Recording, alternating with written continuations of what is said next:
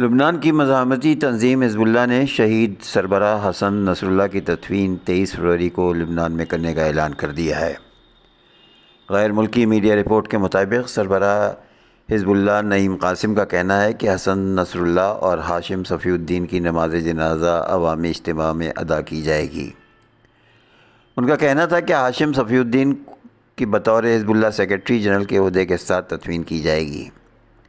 واضح رہے کہ اسرائیل نے حزب اللہ سربراہ سید حسن نصر اللہ کو 27 ستمبر کو بیروت میں شہید کیا تھا، جبکہ اس کے ایک ہفتے بعد ہاشم صفی الدین کو بھی شہید کر دیا گیا تھا۔ خبر ایجنسی کے رپورٹ کے مطابق اسرائیل لبنان جنگ کے باعث سید حسن نصر اللہ اور ہاشم صفی الدین کی امانتاً تدفین کی گئی تھی۔ ڈونلڈ ٹرمپ نے امریکہ کا صدر بنتے ہی اپنے پچھلے دور کی طرح ایک بار پھر دنیا میں ٹیکس وار چھیڑ دی ہے، جس کے اثرات ایشیائی ممالک کے اسٹاک مارکیٹس پر بھی پڑ رہے ہیں۔ عالمی خبر رساں ادارے کے مطابق ٹرمپ کے ٹیرف میں اضافے کے رد عمل میں کینیڈا نے بھی امریکی مصنوعات پر ٹیکس عائد کر دی ہیں۔ چین نے ورلڈ ٹریڈ آرگنائزیشن میں امریکہ کے خلاف مقدمہ دائر کرنے کا اعلان کیا ہے، جبکہ میکسیکو بھی سخت رد عمل دینے کی تیاری کر رہا ہے۔ ان تمام تجارتی جنگ کے اثرات ایشیائی ممالک کے اسٹاک مارکیٹس میں بھی دیکھے جا رہے ہیں، جہاں شدید مندی کا رجحان ہے۔ جاپان اور جنوبی کوریا کے اسٹاک مارکیٹ میں 2% سے زائد گراوٹ دیکھی گئی، جبکہ سنگاپور کے اسٹاک مارکیٹ میں بھی شدید مندی کا رجحان رہا۔ ہندوستان سمیت دیگر ایشیائی ممالک کی مارکیٹ میں بھی بے یقینی کا دور ہے۔ سرمایہ کار انتظار کر رہے ہیں اور نظر رکھو کی پالیسی پر عمل پیرا ہیں۔ ٹرمپ کے اس ٹیرف پالیسی کے اثرات ایشیائی ممالک کے علاوہ دیگر بر اعظموں میں بھی دیکھے جا سکتے ہیں۔ آسٹریلیا اور نیوزی لینڈ کے اسٹاک مارکیٹ میں بھی صورتحال کوئی بہت اچھی نہیں ہے۔ خود امریکہ میں مہنگائی میں اضافے کا خدشہ ہے۔ اس خدشے کا اعتراف ٹرمپ خود بھی کر چکے ہیں، لیکن وہ اپنی ٹیرف پالیسی سے پیچھے ہٹنے کو تیار نہیں ہے، بلکہ ڈونلڈ ٹرمپ اس بات سے خوش ہیں کہ ان کے اقدامات کے باعث امریکی ڈالر کی قدر میں اضافہ ہوا ہے۔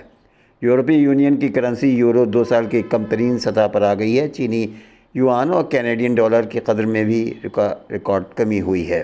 علاوہ ازیں اب تک سب سے مستحکم سمجھے جانے والے سوئس فرینک کی قدر میں بھی کمی دیکھی جا رہی ہے۔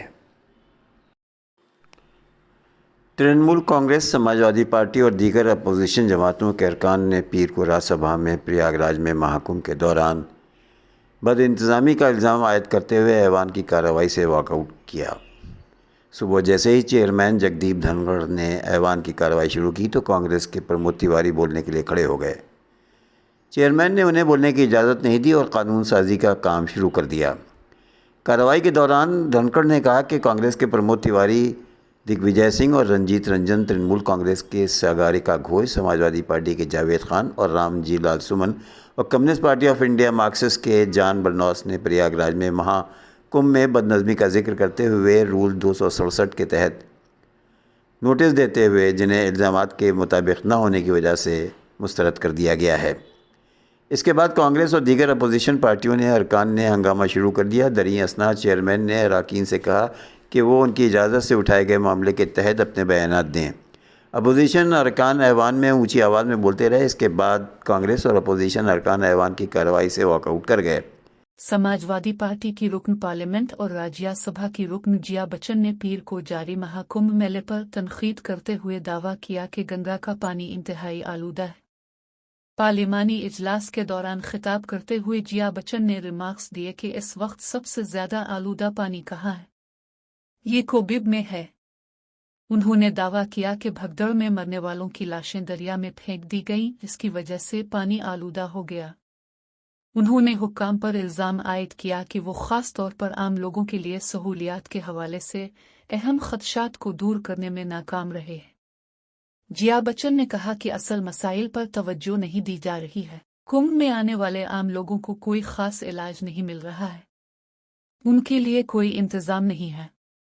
وہ جھوٹ بول رہے ہیں کہ وہاں کروڑوں لوگ آئے ہیں۔ کسی بھی وقت اس جگہ اتنی بڑی تعداد میں لوگ کیسے جمع ہو سکتے ہیں؟ جیا بچن نے اس بات کا اعادہ کیا کہ پریاگ راج میں مہا کمبھ میں پانی کا معیار خراب اور انتہائی آلودہ ہے، جس سے صحت عامہ اور حفاظت کے بارے میں سنگین خدشات پیدا ہوتے ہیں۔ 29 जनवरी को महाकुंभ मेला में भगदड़ मचने से कम 30 अफराद हलाक और 60 दीगर जख्मी हो गए थे, जब लाखों अकीदतमंद मौनी अमावस्ये पर मुकद्दस डुबकी लेने के लिए जगह तलाश करने के लिए पहुंच गए थे। कांग्रेस, समाजवादी पार्टी, एसपी और कुछ दीगर अपोजिशन पार्टियों के अरकान ने पीर को लोकसभा में हंगामा किया और महाकुंभ में भगदड़ के वाकया पर हुकूमत से जवाब मांगा। हुकूमत ने कहा कि अपोजिशन जमातें सदर के खिताब पर शुक्रिया की तहरीक पर बहस के दौरान कोई भी मसला उठा सकती है।